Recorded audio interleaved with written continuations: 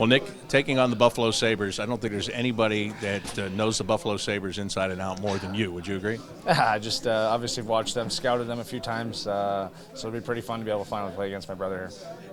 That is the big part for you, playing against your brother. What things could you take out of watching their games that you can help your teammates with going into this? Oh, they're a hard-working team. I think they're a team that's pretty tenacious and they skate well. They're big, so it's going to be a grind of a game. I mean, they're fighting for their playoff lives, and I think this time of year you're realizing that every team is just tooth and nail in it to try and get to the postseason. So every game's tough, and I expect no different with Buffalo. Yeah, and everything I see from them, they're disappointed. One day they're happy, one day they're disappointed. They feel that they should be in the playoff picture, and right now they're not. So that makes you guys have been there. That makes you really hungry. Oh, for sure.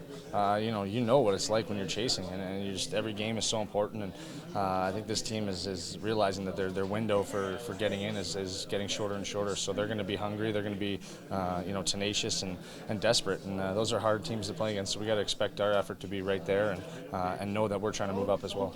Jack Eichel is the guy that everybody talks about, but what a season Evander Kane has had. When you've watched your brother play and watched those games, what are you seeing from those guys? Yeah, they're real good players. I mean, obviously Eichel is a world-class player, and to have him healthy, I think, has helped that club. And Evander Kane is just a pure shooter. I mean, he shoots the puck all the time, so he's going to get his opportunities. And I think they've complemented each other pretty well. And they got a lot of pretty good players as well. I mean, you look at that O'Reilly, what he's done for them, and Marcus is actually having a real good season as well. So it's a team that's maybe doesn't have a ton of superstars behind Eichel, but they're all really good players and hard to play against, and we're expecting that kind of a game. I should let your dad listen to this because he's a scout, and maybe he can assess your breakdown. yeah. He'll probably say it's terrible. Well, you talk about those guys being shooters, and that'll be a real test for one of your good friends here, Sergei Bobrovsky. But coming into this weekend, what can you say about him? What can you say about him you haven't said in all the years you played with him? There's not much left. I mean, that's a credit to him, though. I mean, he's really given us every opportunity to compliment him, and rightfully so. I mean, he's a world-class goalie, and just nice to see him enjoying it. You can see him out there; he's having fun.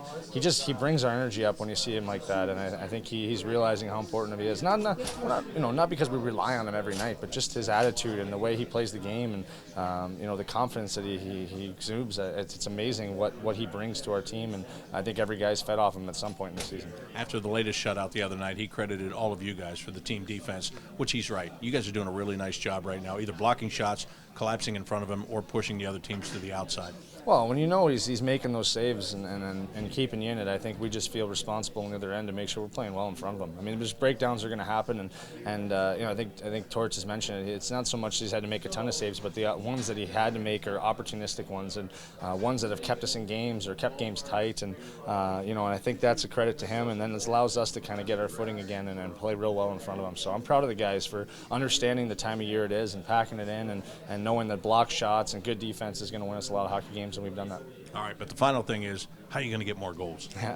I got to shoot more.